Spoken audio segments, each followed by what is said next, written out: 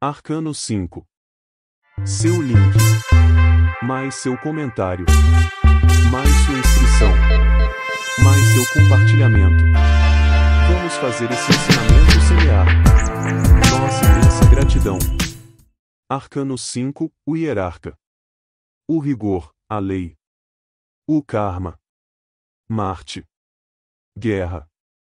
Sefirote cabalístico, Gebura. Letra hebraica, Re. Axioma transcendente, de ouvidos te havia ouvido, mas agora meus olhos te veem e meu coração te sente.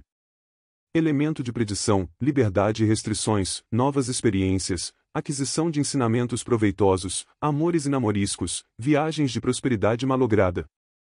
Amigos propícios e amigos de sinistro augúrio. Seres e coisas que vêm e vão, os primeiros para ir, os segundos para regressar. Arcano 1.5, a autoridade e a vida mental. A lei. O karma. O hierofante. Gebura, o rigor. A quinta carta do tarô. O Papa ou hierofante do tarô, Marte, o guerreiro de Áries. O Arcano 5 é indicação, demonstração, ensinamento, lei kármica, filosofia, ciência, arte. É a lei, o rigor. Descrição da lâmina. Nesta lâmina encontramos o hierarca com a sua malha de guerra, sustendo na sua destra o báculo de poder. Utiliza a máscara de chacal unicamente quando está oficiando, para fazer justiça, simbolizando a suprema piedade e a suprema impiedade da lei.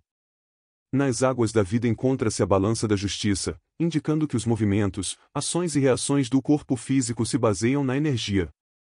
Descrição da lâmina. Nesta lâmina encontramos o hierarca com a sua malha de guerra, sustendo na sua destra o báculo de poder. Utiliza a máscara de chacal unicamente quando está oficiando, para fazer justiça, simbolizando a suprema piedade e a suprema impiedade da lei. Nas águas da vida encontra-se a balança da justiça, indicando que os movimentos, ações e reações do corpo físico se baseiam na energia. Interpretação. No capítulo anterior estudamos a obediência e seu poder, a honra, respeito e acato do homem para com Deus e consigo mesmo. Daqui podemos elucidar que o ser humano é uma soma de valores que entram em atividade em nossos pensamentos, em nossos sentimentos e em nossas obras. O hierarca não é um ser estranho a nós, somos nós mesmos exercendo os valores que tenhamos. Quando o homem é um perverso, os valores que exerce são diabólicos, negativos e, portanto, assim são seus atos, violência, violação e desamor. Quando seus valores se tornam divinais, positivos, seus atos são expressados pela compreensão, pelo amor e retidão com que atua. O hierarca impunha em sua destra 3 coisas que o fazem distinguir dentre os homens. A gadanha, símbolo da morte psicológica. A vontade, símbolo da alma e o amor, símbolo da consciência. O hierarca, quando se faz homem, nos diz: meus ouvidos te haviam ouvido, porém agora meus olhos te veem e meu coração te sente, porque somos um só. O hierarca é aquela voz interna que nos disse: não matarás, porque tu não és o dono da vida, também nos disse da vida, porque tu também és um filho da vida, ela necessita de ti, tu necessitas dela. Prática.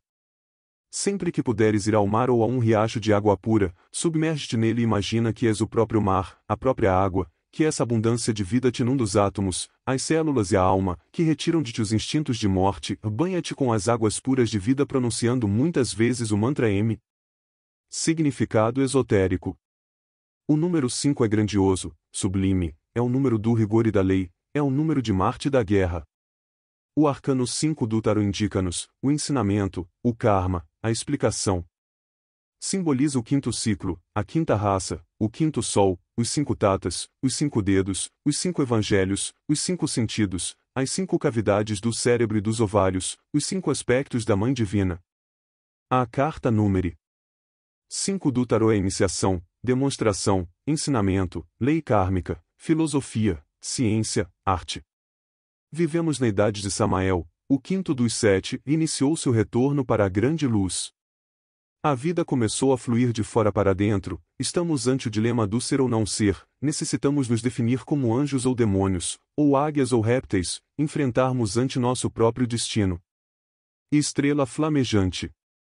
O arcano número 5 é o hierofante, a lei, o rigor, é o pentagrama flamejante, a estrela flamígera, o símbolo da onipotência divina. Este é o símbolo inefável do Verbo feito carne, o luzeiro terrível dos magos. O pentagrama representa o homem, o microcosmos homem que, com os braços e as pernas abertos, é a estrela de 5 pontas. O pentagrama com as 2 pontas para cima representa Satã, utilizasse na magia negra para as invocações dos tenebrosos. Com um ângulo superior para cima representa o Cristo interno de todo o homem que vem ao mundo, simboliza o divinal, utilizamo-lo na magia branca para chamar os seres divinos. Posto aos pés da porta com os 2 pés para fora não entram as entidades tenebrosas, pelo contrário, o pentagrama invertido, com os 2 pés para dentro, permite a entrada dos tenebrosos. Pentagrama esotérico. No ângulo superior do pentagrama encontramos os olhos do espírito e o símbolo de Júpiter, pai sagrado dos deuses. Nos braços, o símbolo de Marte, símbolo da força. Nos pés o símbolo de Saturno, símbolo da magia. No centro, o símbolo da filosofia oculta, o caduceu de Mercúrio e o símbolo de Vênus. O caduceu de Mercúrio representa a espinha dorsal e as 2 asas, a ascensão do fogo sagrado ao longo da espinha dorsal, abrindo as 7 igrejas do Apocalipse de S. João, os 7 chakras, por meio da castidade científica. O cálice, símbolo do íone feminino, também representa a mente cristificada contendo o vinho da luz que seminiza o cérebro. A espada é o falo masculino. Também encontramos a chave e o pentáculo de Salomão. O tetragrammaton é um mantra de imenso poder sacerdotal. Segundo matemáticas transfinitas, infinito mais infinito igual pentalfa. Title. Os estudantes podem elaborar um electrum para proteger-se contra os tenebrosos. Chamamos electrum no ocultismo ao pentagrama feito com os 7 metais dos 7 planetas. Prata, o Lua. Mercúrio, Mercúrio. Cobre, Vênus. Ouro, Sol. Ferro, Marte. Estanho, Júpiter. Chumbo, Saturno.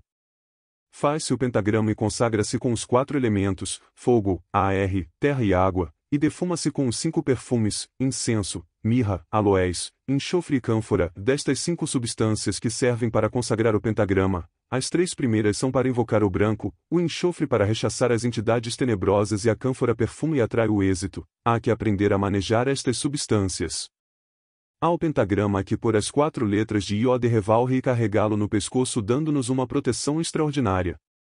Inspira-se o alento 5 vezes, apresentando-se o real ser cristônico do mestre interno. Para a consagração da pentalfa invocam-se os 5 arcanjos, Gabriel, Rafael, Samael, Anael e Orifiel. Se podemos elaborar um pentagrama metálico e consagrá-lo, também podemos autoconsagrar-nos com os mesmos ritos e perfumes utilizados para o pentagrama metálico, porque o homem é uma estrela de 5 pontas.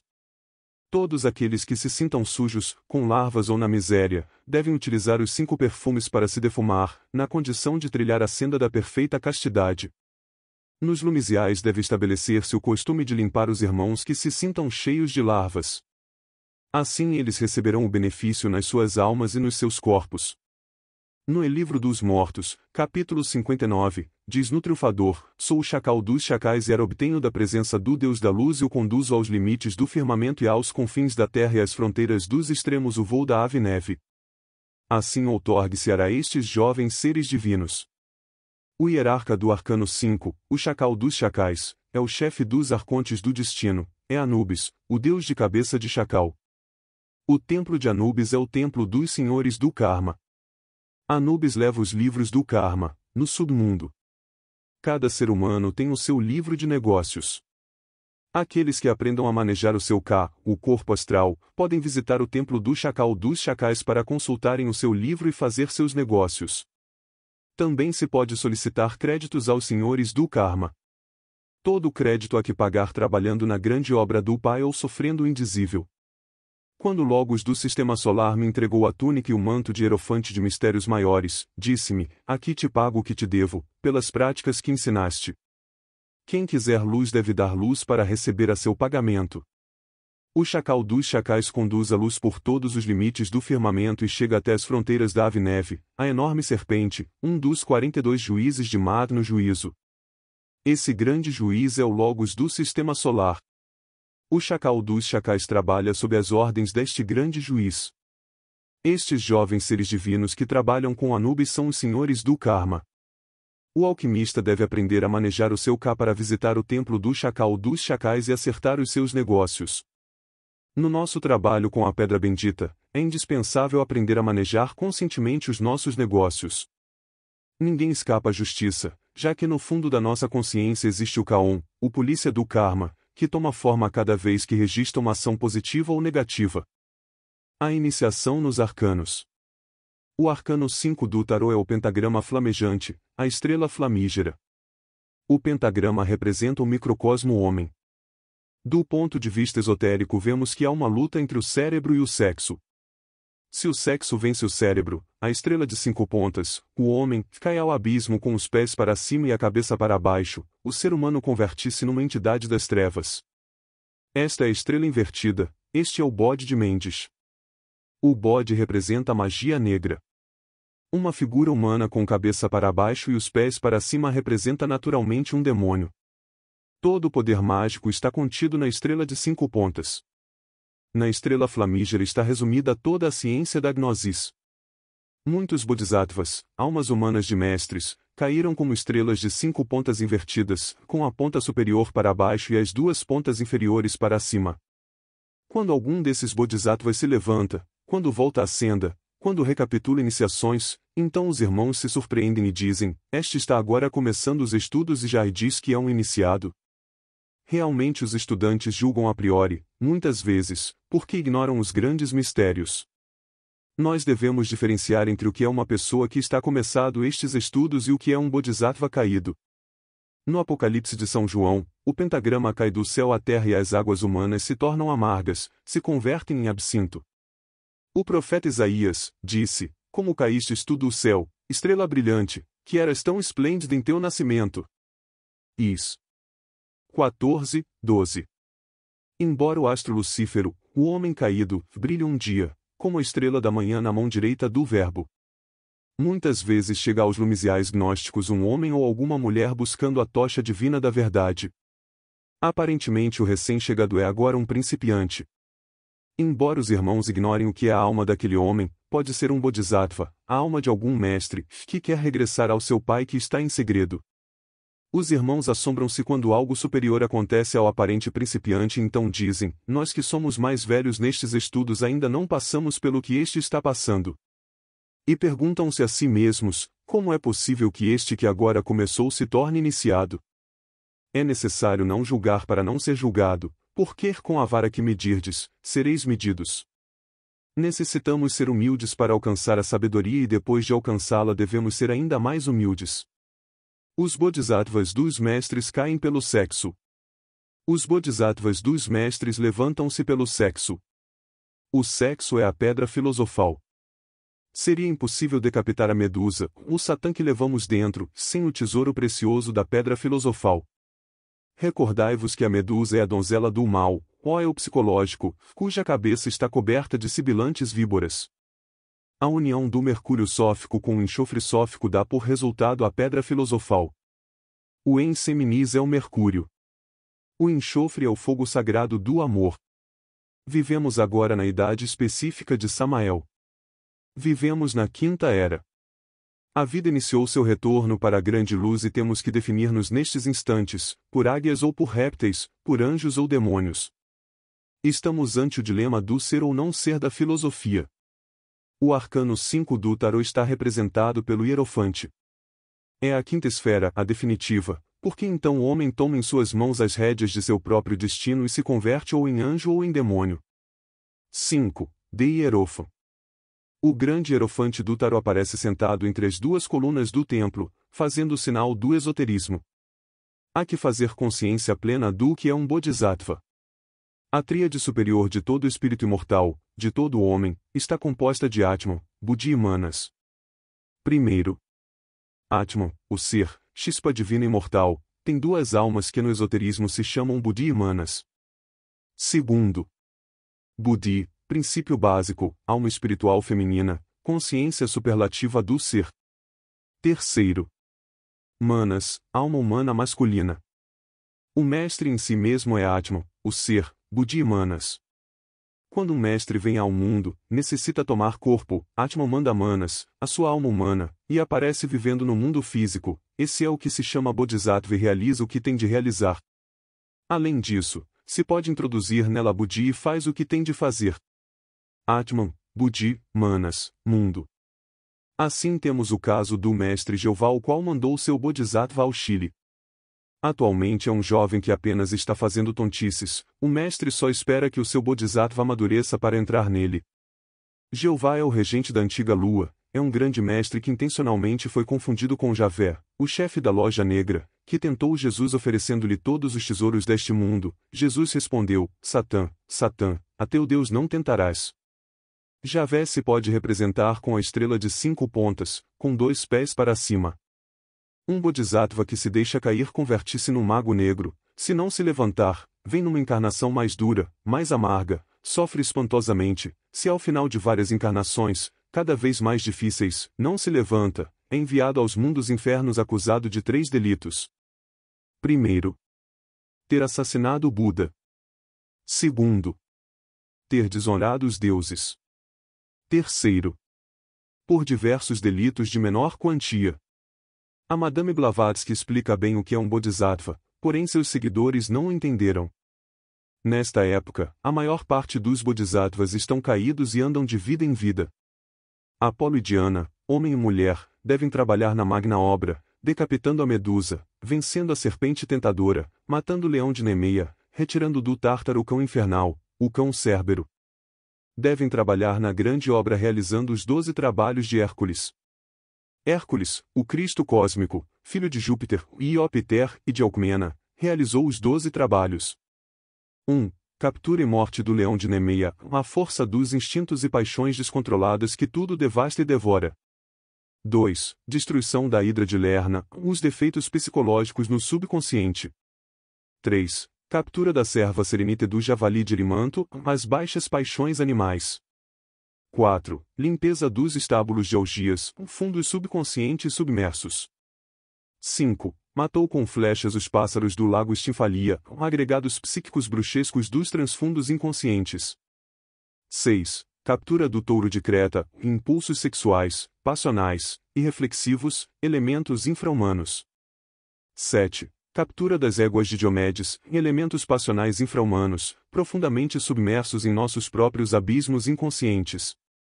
8. Eliminou o ladrão Caco, o mau ladrão que saqueia o centro sexual para satisfazer as suas animalescas paixões. 9. Conquista do cinto de Hipólita, um aspecto psíquico feminino da nossa própria natureza interior. 10. Conquista do rebanho de Gerião, está relacionado com o desprendimento. 11. Roubo das maçãs do Jardim das Hespérides. A árvore da ciência do bem e do mal. 12. Retirou de seu domínio plutônico o cão tricípite, o cão guia, o instinto sexual. Hércules, o instrutor do mundo, cada vez que vem, tem que realizar o mesmo, um trabalho de pacificação completa. O Cristo cósmico prático que predica, desde pequeno vem as serpentes tenebrosas do mal para atacá-lo, a perseguição de Herodes, etc. O Cristo cósmico não exige senão o que ele mesmo pratica, é o mestre de todos os mestres, realiza seus trabalhos de purificação e dissolução do eu, do ego. Fala-se, na mitologia, dos esforços dos soplones, procurando levar a pedra para o cume, a dita pedra volta a cair, quer dizer, o esforço dos estudantes que derramam em seminis. O arcano número 5 é a lei, este arcano representa o karma do iniciado. Devemos saber que o karma, em última síntese, serve para viver em carne e osso todo o drama da paixão de nosso Senhor Jesus Cristo. É necessário que as pessoas entendam o que é a palavra sânscrita karma. Amigos meus, existe uma lei que se chama karma, não é demais asseverar que tal palavra significa em si mesma lei de ação e consequência. Obviamente não existe causa sem efeito, nem efeito sem causa. A lei da balança, a lei terrível do karma, governa todo o criado. Toda a causa se converte em efeito e todo o efeito se transforma em causa. Vós deveis compreender o que é a lei da compensação. Tudo o que se faz tem de pagá-lo, pois não existe causa sem efeito, nem efeito sem causa. Foi-nos dado liberdade, livre-arbítrio e podemos fazer o que quisermos, porém é claro que temos de responder ante Deus por todos os nossos atos. Qualquer ato de nossa vida, bom ou mau, tem as suas consequências. A lei de ação e consequência governa o curso de nossas variadas existências e cada vida é o resultado da anterior. Compreender integralmente as bases e a modus operandi da lei do karma é indispensável para orientar o navio de nossa vida de forma positiva e edificante através das diversas escalas da vida. O karma é a lei de compensação, não de vingança. Há quem confunda esta lei cósmica com o determinismo e ainda com o fatalismo, ao crer que tudo o que ocorre ao homem na vida está determinado inexoravelmente de antemão. É verdade que os atos do homem são determinados pela herança, pela educação e pelo meio. Porém também é verdade que os homens têm livre-arbítrio e podem modificar seus atos, educar seu caráter, formar hábitos superiores, combater debilidades, fortalecer virtudes, etc. O karma é um remédio que nos é aplicado para o nosso próprio bem, e desgraçadamente as pessoas, em vez de se inclinar reverentes ante o eterno Deus vivente, protestam, blasfemam, justificam-se si mesmos, desculpam-se neciamente e lavam as mãos como Pilatos. Com tais protestos não se modifica o karma, ao contrário, torna-se mais duro e severo. Quando alguém vem a este mundo, traz seu próprio destino, uns nascem em colchão de plumas e outros na desgraça. Se em nossa passada existência matamos, agora nos matam, se ferimos, agora nos ferem, se roubamos, agora nos roubam, ir com a vara com que aos outros medimos seremos medidos. Reclamamos fidelidade do cônjuge quando nós mesmos fomos adúlteros nesta ou em vidas precedentes. Pedimos amor quando fomos impiedosos e cruéis. Solicitamos compreensão quando nunca soubemos compreender ninguém, quando jamais aprendemos a ver o ponto de vista alheio. Anelamos ditas imensas quando fomos sempre origem de muitas desditas. Teríamos querido nascer num lar muito formoso e com muitas comodidades quando não soubemos, em passadas existências, brindar aos nossos filhos lar e beleza. Protestamos contra os insultadores quando sempre insultamos a todos que nos rodeiam. Queremos que nossos filhos nos obedeçam quando jamais soubemos obedecer a nossos pais. Molesta-nos terrivelmente a calúnia quando nós sempre fomos caluniadores e enchemos o mundo de dor.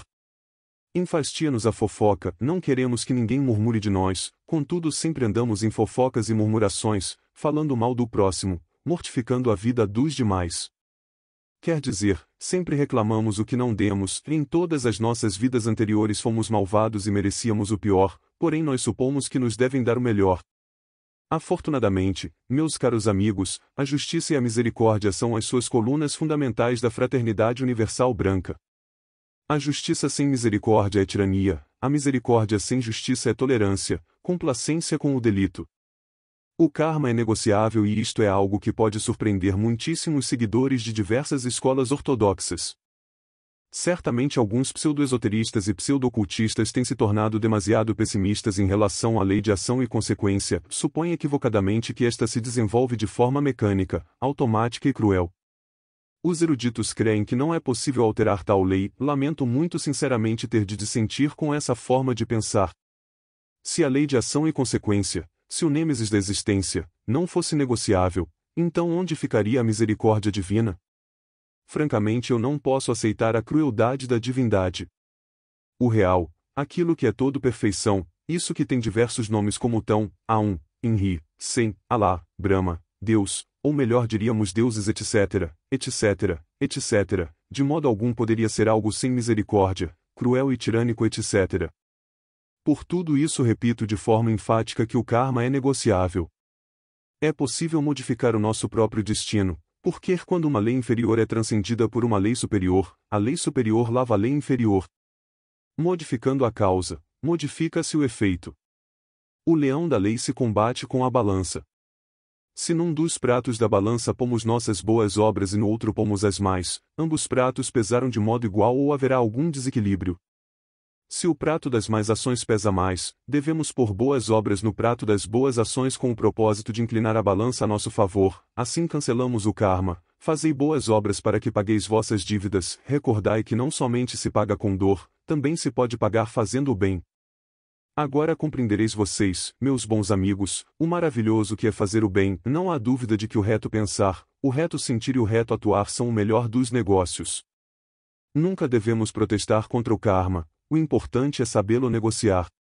Desgraçadamente, a única coisa que ocorre às pessoas quando se encontram numa grande amargura é lavar as mãos como Pilatos, dizer que não fizeram nada mal, que não são culpados, que são almas justas, etc., etc., etc. Eu digo a todos os que estão na miséria que revejam a sua conduta, que se julguem a si mesmos, que se sentem, ainda seja por um instante, no banquinho dos acusados, que depois de uma sumária análise de si mesmos modifiquem sua conduta.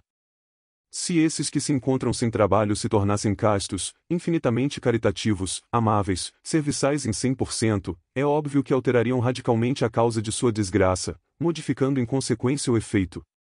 Não é possível alterar um efeito sem antes não se modificar radicalmente a causa que o produziu, pois como já dissemos não existe efeito sem causa, nem causa sem efeito.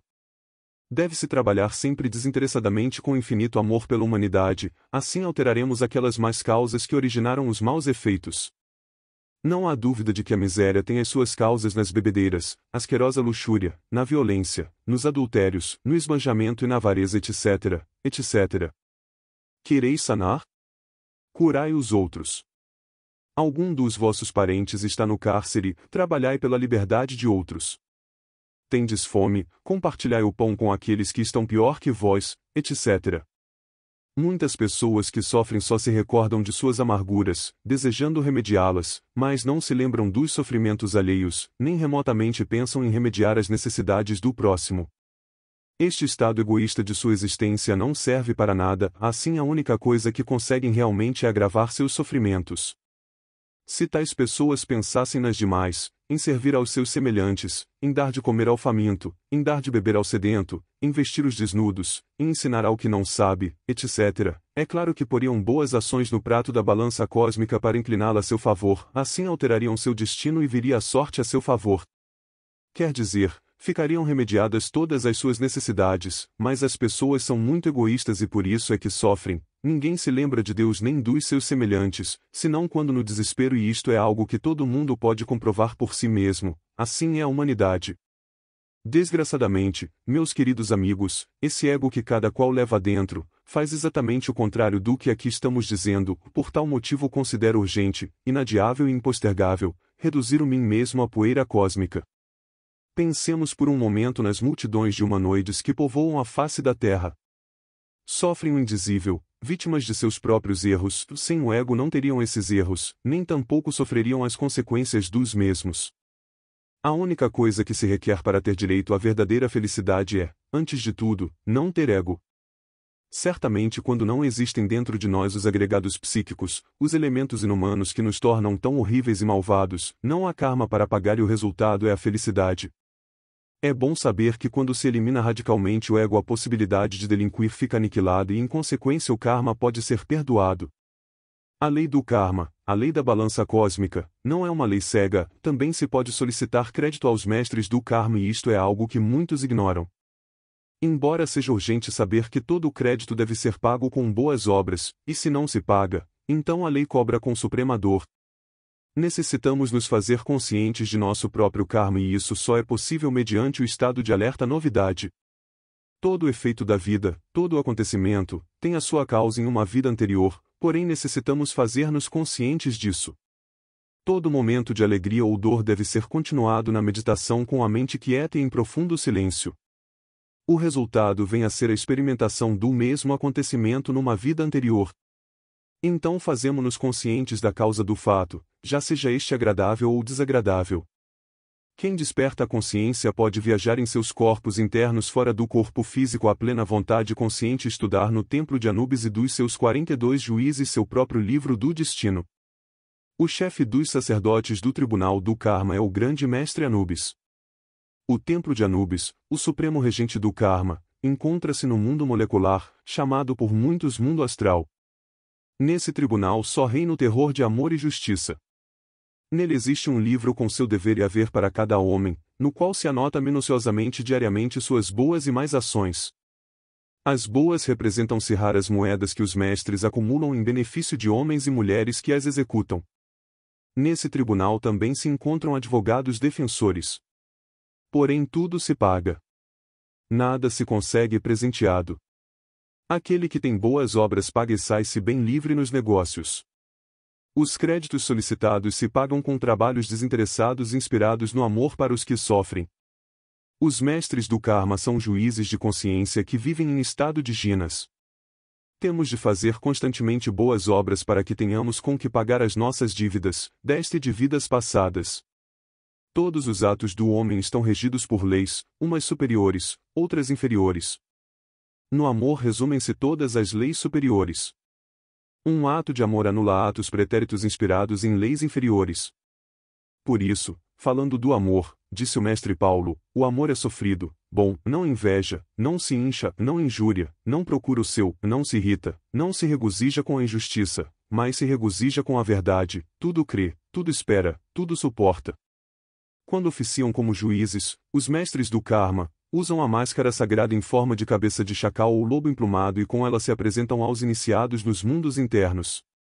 Essa é a crueldade da lei do amor.